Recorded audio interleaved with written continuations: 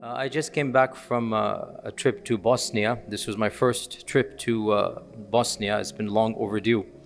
And to be honest, even though I thought I knew a good amount of detail about Bosnia, subhanAllah, the trip really was an eye-opener for me. And one day, inshallah, maybe in the near future, I'll talk about the lessons I learned from that trip. I met many of the survivors of the massacre in Srebrenica as well. Met some of the imams, some of the leaders of the resistance movement. But one name that continued to keep on coming up, and that name will form our lecture for today, was somebody that was greatly admired by every single person that I met.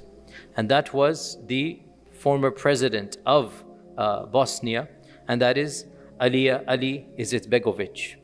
And this is a name that I believe we should all be more familiar with. The hero, the legend, the philosopher, warrior, king. I was thinking, is there anybody in the last 100 years that is of a similar caliber? And I could not think of anybody in the last 100 years. Yes, before that, yes, but in our generation, post-World War II, I cannot think of any person that comes close to a genuine leader and commander in multiple disciplines who garnered so much respect amongst the ummah and amongst his people and left such a deep legacy. Everybody was in awe of him, and one or two people even teared up when they mentioned his name to me. And that really is a sign of respect and ikhlas and qabul amongst the hearts. And his book, he has a number of books, his book Islam Between East and West, it is one of the first books ever written in our generation that attempted to form a defense of Islam against the secular hegemonic overtake of Europe and of the rest of the world. And I remember reading this book when I was 16 years old, 15, 16 years old. And at the time I didn't fully understand, but all I knew is that this was the only figure in the Muslim world that was a prime minister or president and mentioning Islam with a sense of pride. Back in the 90s, nobody of the Muslim world was as proud of being a Muslim and a leader of his people. So he kind of sort of is a precursor to a number of other figures in our times. I don't want to mention names, but you get the point. Number of people in our times, very few. Some are in jail, some are still in power, but you get the point that there are some people that we have that genuine respect for. He is a precursor. In fact, he's the first of that generation to do so. So I wanted to introduce him because I really think there's so many lessons to learn for all of us. His name is Alija, there's a J in it, but the J is pronounced Y. Alija Izetbegovic, and he was born in 1925 in a small village in Bosnia. What is Bosnia? Bosnia is the frontier, or it was the frontier of the Ottoman Empire and its foray into Europe. So Bosnia was the very last tip of the Ottoman Empire for 400 years. Beyond that, you had Europe. And so Bosnia is the only European Muslim majority country to this day. Its people are Slavs, from the Slavic people, right?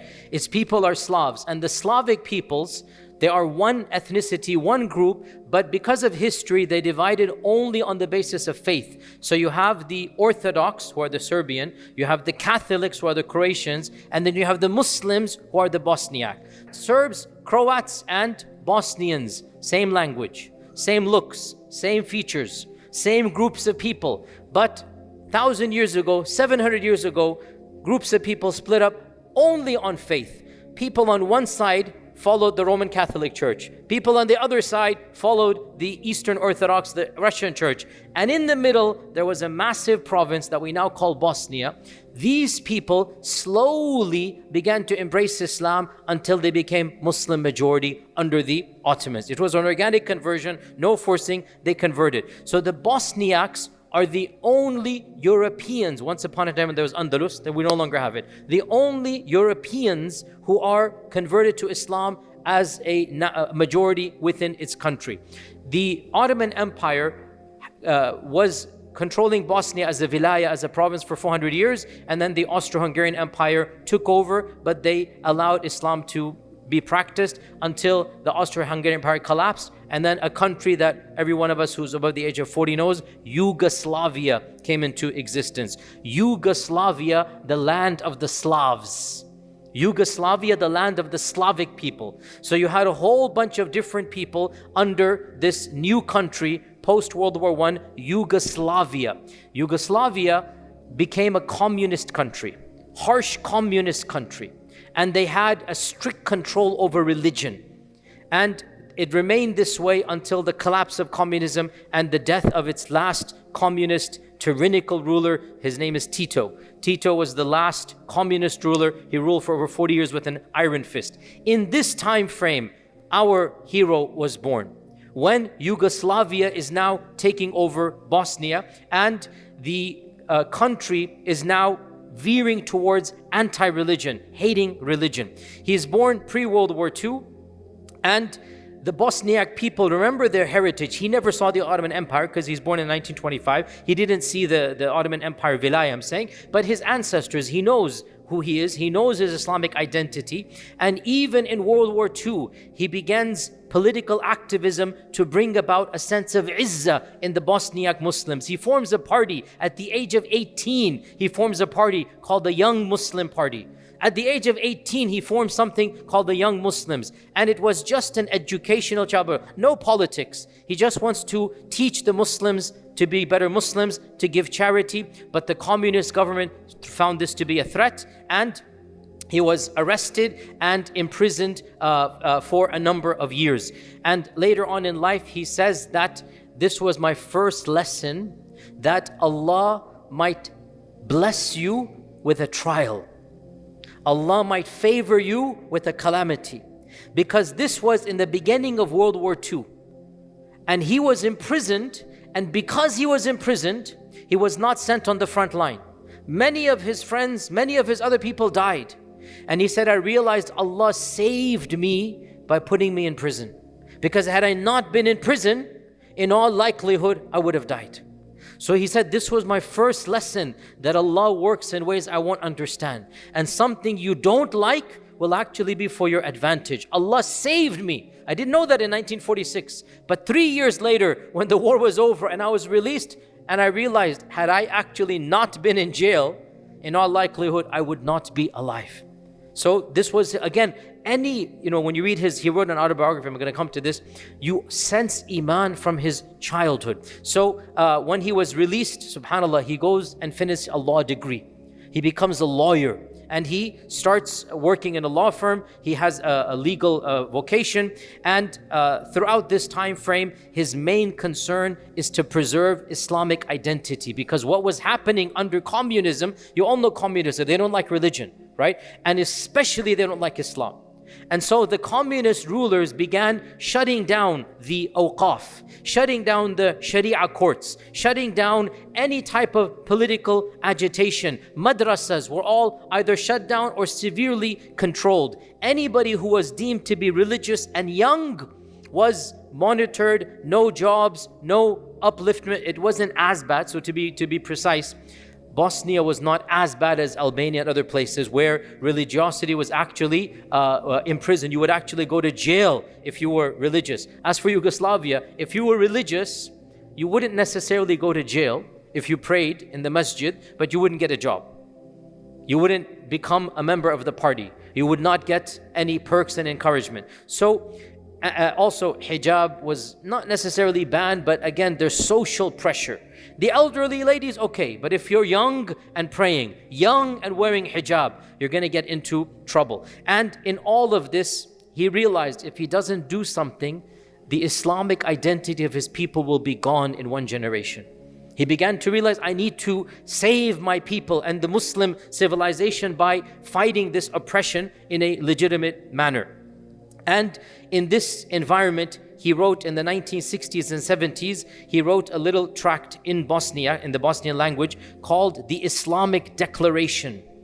The Islamic Declaration. This was one of his first treatises, in which he said that his people are a Bosniak Muslim civilization, and they are proud of their heritage, and they're going to make sure they keep that identity, and they need to make sure they're a part of the society, and they need to form a Yugoslavia. He wasn't calling for independence. They need to form a Yugoslavia in which there's freedom to practice faith. We're able to pray and practice our religion. So this was called the Islamic Declaration. And in it, he made an appeal to the Muslims that you cannot continue down this path or else you will lose your identity. You have to come together and do something.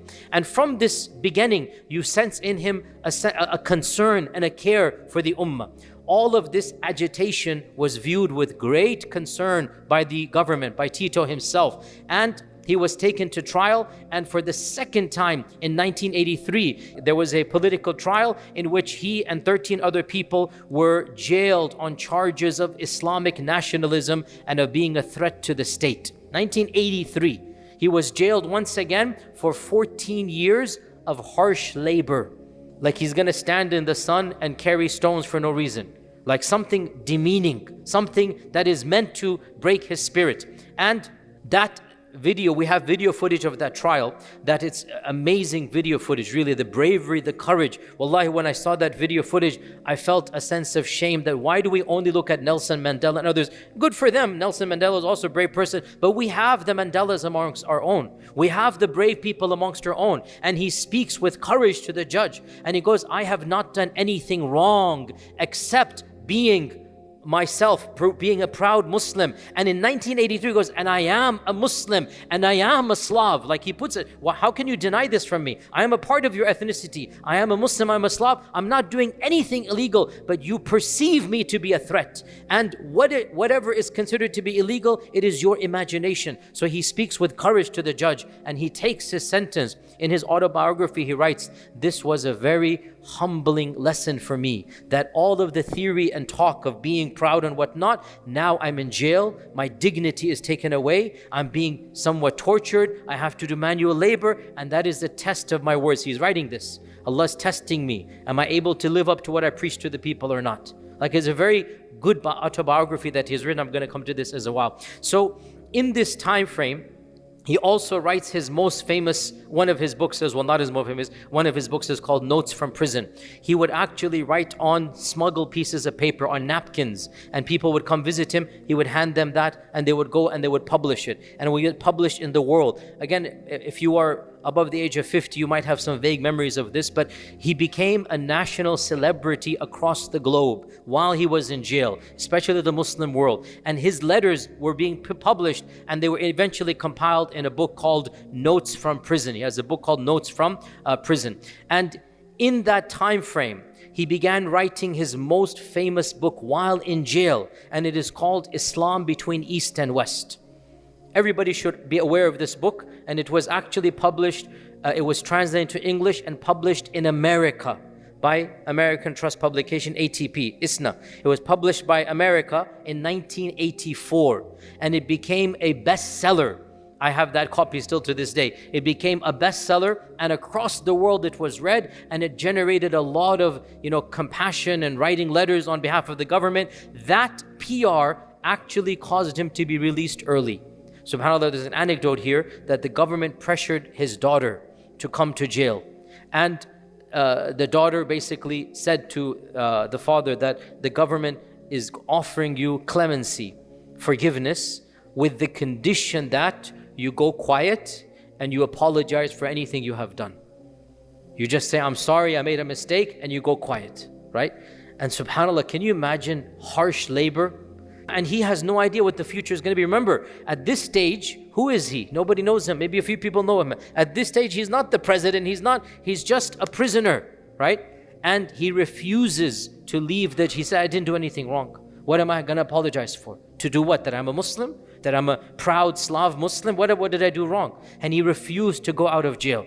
And he continued his harsh labor for another few years. Came within 2-3 years that offer came, he returned it down. Within 5 years, the government was under so much pressure that they released him early in 1988. So his book was published in 1984, and he wrote it from jail. When you read that book, remember, it was written when he was in jail. It's available, you can find it on Amazon. And SubhanAllah, in 1990, basically Tito dies, and Yugoslavia, the Federation, communism. Remember, communism's dying, everybody's going down. And so the communist state dissolves out, and so he forms a new party called the Party of Democratic Action. And it was meant to be a Bosniak Muslim party.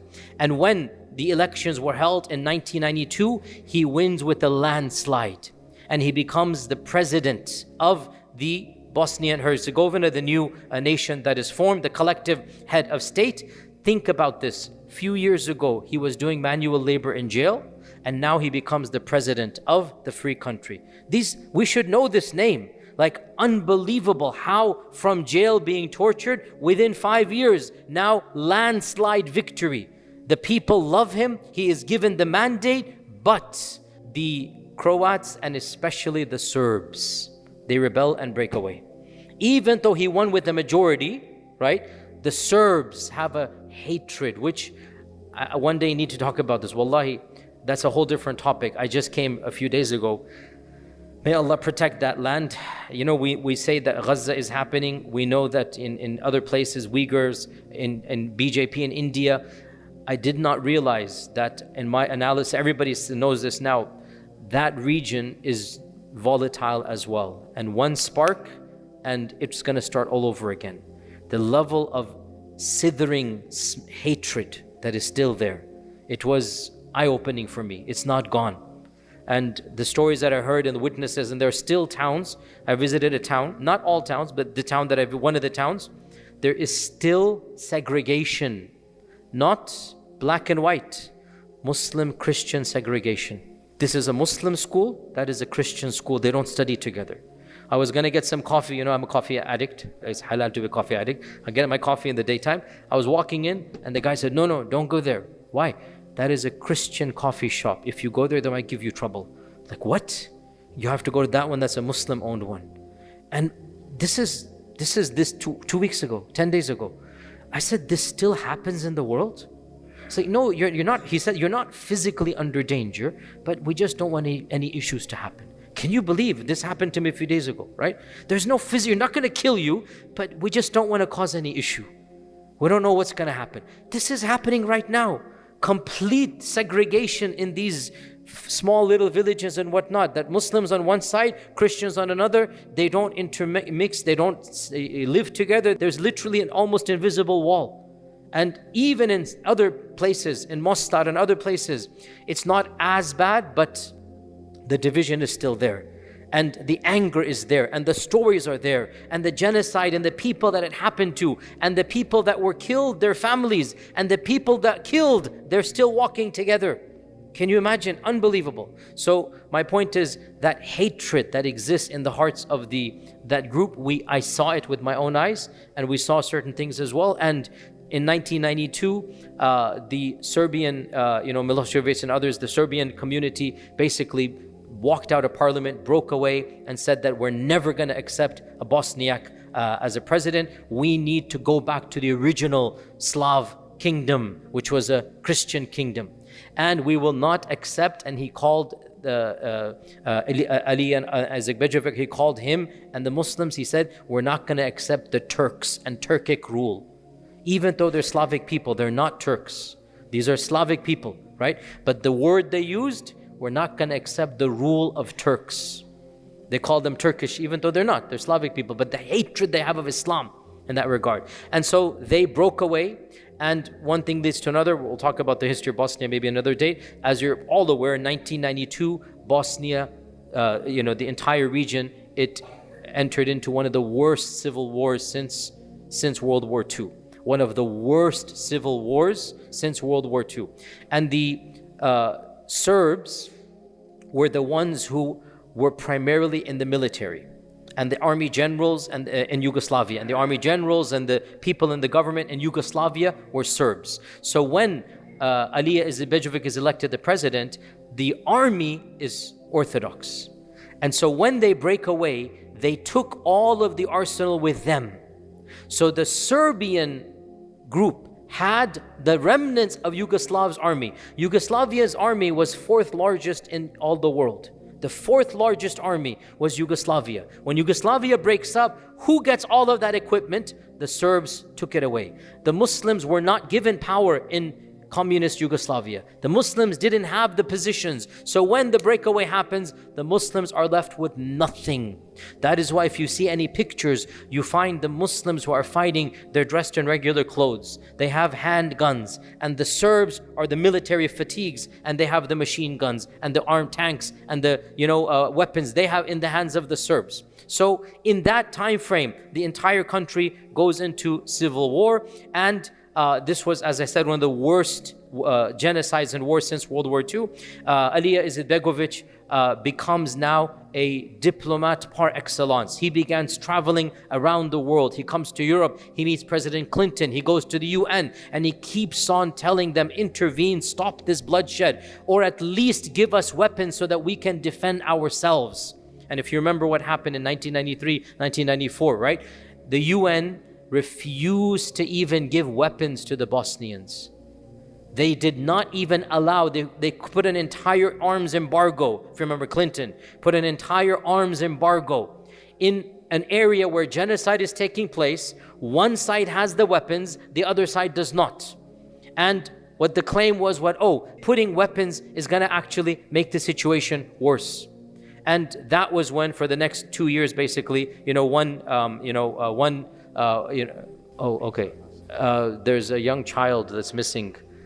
Isa Hassan. Is he Isa? Isa, is that you? Are you Isa? Yes? No? Okay, everyone's looking at you. Sorry. Isa Hassan. There's a child that is missing. Your father is getting worried. So if anybody sees him, then you can go outside. Take the child outside. The parents are waiting outside. You're Isa Hassan. Your father's waiting for you. Go. MashaAllah. Tell the father his son is paying attention. Where's the father going? Right here. Yalla Isa, go. MashaAllah.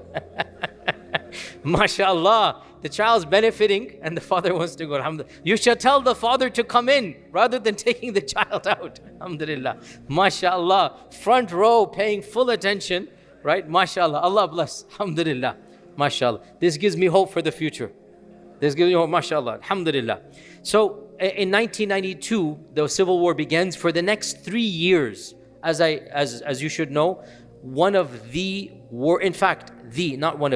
the biggest massacres in Europe take place since World War II.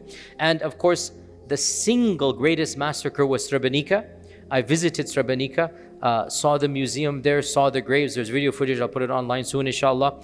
And I met a number of, not just eyewitnesses, people who saw the genocide and were saved by Allah's miracle. They were there. I met a grandmother whose story haunts me to this day, which is 2 weeks ago. She's now a grandmother. She saw her husband, her first son, her second son, her third son, her entire family, one by one. She saw her son being taken away in the truck to the massacre in Srebrenica. And she just fainted, and that's it. She has no family left now. But subhanAllah, the youngest son got married, and he was shaheed, but the wife became pregnant. And so subhanAllah, one grandchild.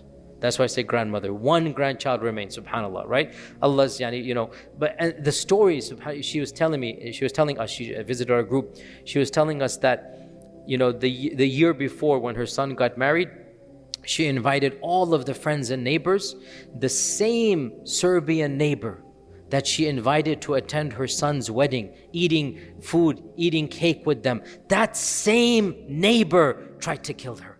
Like surreal, the level of hatred they have, right? The same person she grew up with, her son grows up with playing, invited to the wedding. But when the civil war begins, all that hatred comes out. And that same person tried to kill her, and Allah saved her by miracle. She told us the whole story. My point is that, in that time frame, Alija Izetbegovic did not flee away.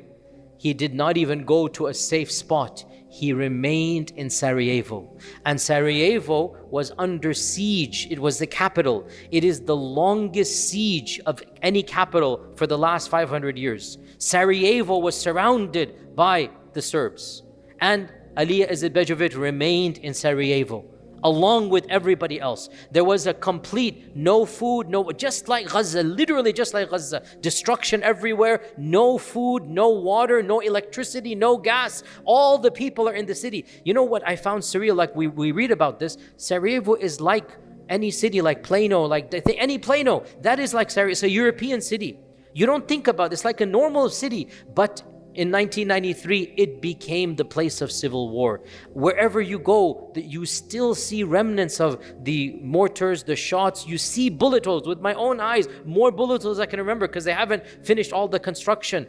And they told me in Srebrenica, for example, they told me in Srebrenica, the imam, we met the imam there. He said we used to have 48 masajid. In that Srebrenica massacre, they destroyed, he goes, not just the minarets, not just the walls. He said they destroyed all 48 masajid down to the foundation. They didn't even leave one brick of one masjid. The hatred that they have. And I saw video footage, which they recorded themselves, of the commander saying, get rid of all the Turks. We don't want one Turk left. This is on video. And they're not even Turks, by the way. But the hatred they have, get rid of all the Turks. We don't want one Turk left. And they rounded up more than 10,000 and they massacred every single man, except for a few that Allah say with miracles. One of them, subhanAllah, the story is just bizarre. Like, they shot everybody and one person was shot and he fainted. And when he fainted, all the bodies came on top of him. And when he came back, everybody thought he was dead, but in fact the bodies above him saved, subhanAllah. Like those are the only people that survived. Otherwise the whole Srebrenica town was completely massacred and the UN was watching. We'll talk about that I talked about that recently as well in another khatira that I gave on the commemoration of that day. In any case, Alija Izetbegovic tried his best to bring about a treaty until finally in 1995. And by the way, why did that happen? I found out over there, even though I heard about this, but to hear it from the people that in spite of the embargo, in spite of the situation, because the Muslims fought back and because they had what the other side does not have, which is iman and taqwa, actually the Muslims were gaining the upper hand in 1995. They were gaining the upper hand and they were about to expel the Serbs back to where they came from. And that is when UN and US intervened. And we have, and I didn't know this, but we actually have the telegrams and the statements of some of the diplomats on our side over here saying we cannot afford to have a Muslim majority in Europe. We need to intervene and figure something out. Yugoslavia or its entire region cannot become Muslim ruled.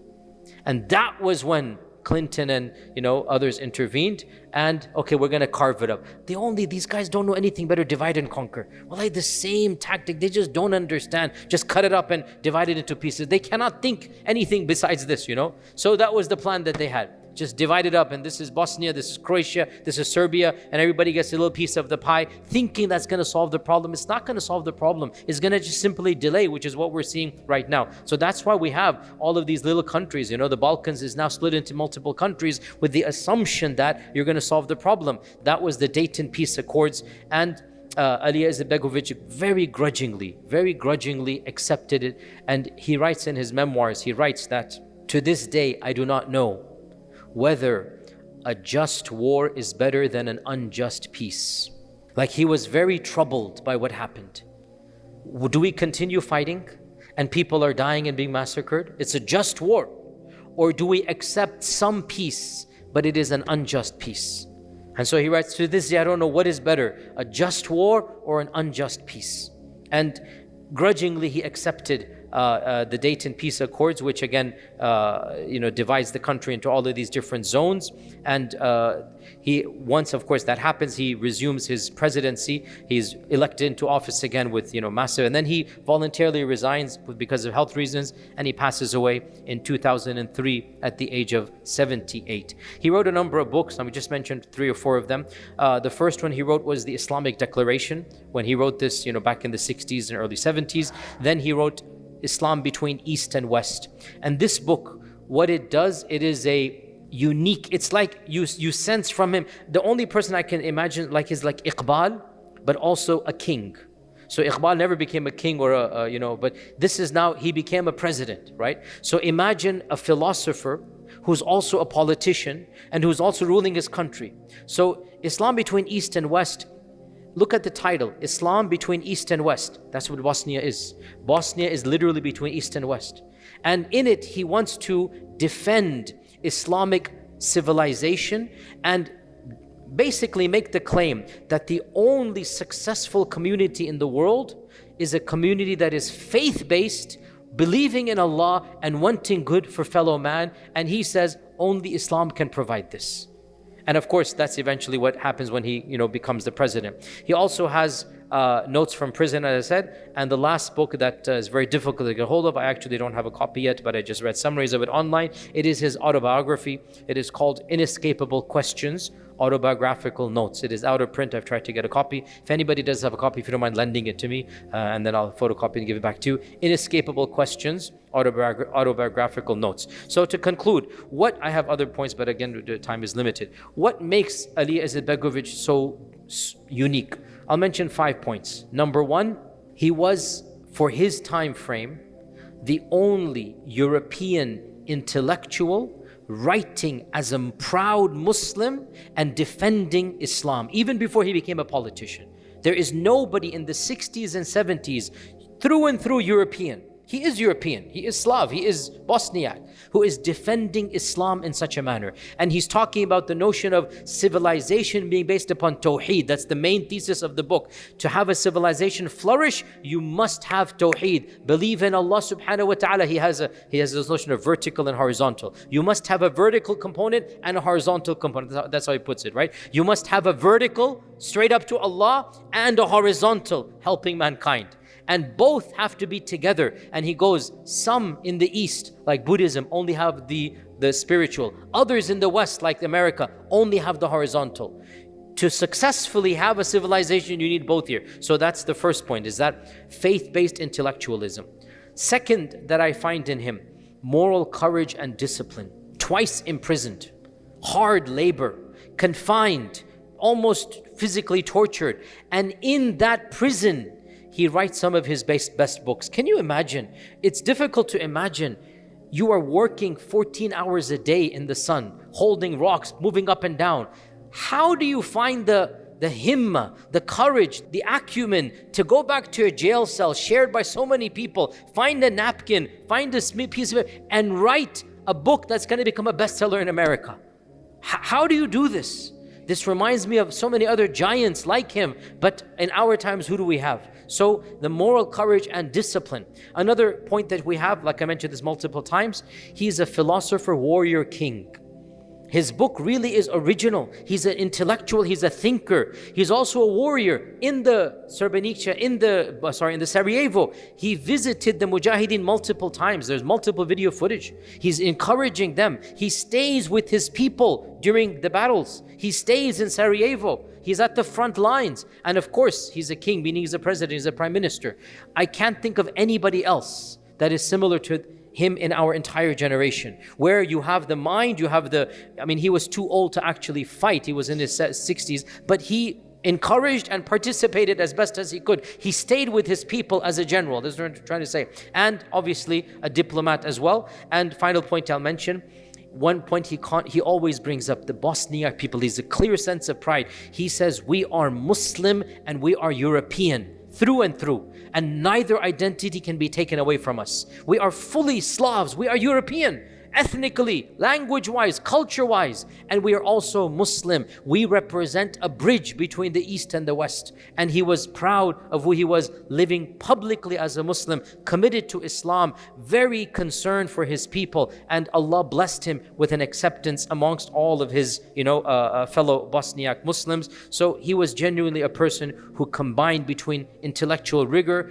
ethical restraint, leadership, patience, service to others, diplomacy, fighting, output of a philosophical nature, and in the end he chose peace with dignity over easy war. He could have continued the war, he might even have won, but at what cost here? And it was a difficult decision. He actually grapples with it. Should I have done this or not? And in the end he decided some safety is better than none. And going to Bosnia, for me, was a wake-up call because it reminded me so much of Gaza. And I'll conclude on this point. How so?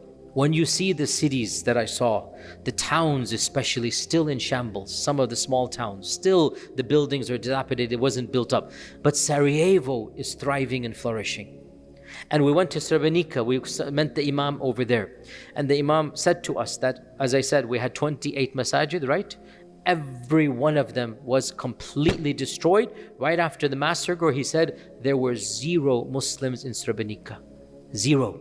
Women and children were physically taken away to camps, and 10,000 or 8,700 men were slaughtered. I visited the sites where they were slaughtered. I saw the bullet holes. I saw the graveyard. 8,000 graves, some of which only have a finger, a bone, because they mutilate. Astaghfirullah, astaghfirullah, the level of hatred is unbelievable, what we said. Yet when you now go to Srebrenica, subhanallah, 80% are Muslim now. And the Imam said, from that 28, we have to rebuild from scratch. And he said, we now have 24 masajid, and we had 5 tahfeel schools in Srebrenica. And in Sarajevo, when I visited over there as well, we met one of the muftis of Sarajevo, and we visited his school. And he said after the massacre, after the civil war, there was a resurgence of religiosity. We now don't have enough space for the students coming for Quran, for tahfidh. We're graduating huffaz. He goes, every year we graduate, I forgot the number, this many men and this many women. And he showed me the madrasa. We visited the madrasa over there. All of that revival came. And he goes, this place during the war was completely destroyed. But you couldn't see that. It looked like a beautiful building which people are studying. So from the ashes, from the destruction, from the dilapidated houses, Iman will never go away. And you will rebuild the houses. And from the people that have become shuhada, their brothers, their cousins, their descendants will come, and they will repopulate the same places, and they will bring back Islam. You cannot wipe Islam away. You can try to do so, it will not go away. So it gave me a lot of hope, seeing in spite of all of that tragedy, subhanAllah, by and large, the people are returning to Islam. You hear the adhan, you sense izzah. That was not there pre-war. The war actually, no matter how tragic it was, it actually rekindled Islam. It made them realize what Islam meant to them. It made them come back to Islam, and it made them bigger, better, more powerful and stronger. They wanted to eliminate the Turks. But wallahi, many people became shuhada and they're with Allah alive. Wallahi, all of that hatred, all of that anger, it did nothing but fuel the izzah of Islam.